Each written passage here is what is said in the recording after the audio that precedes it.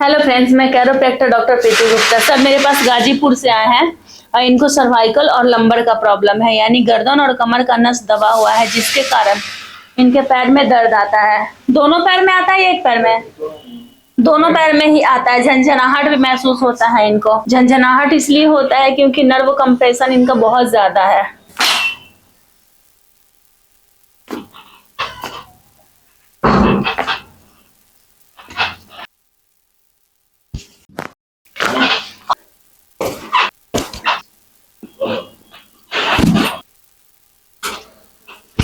रखिए सर, नीचे रखिए।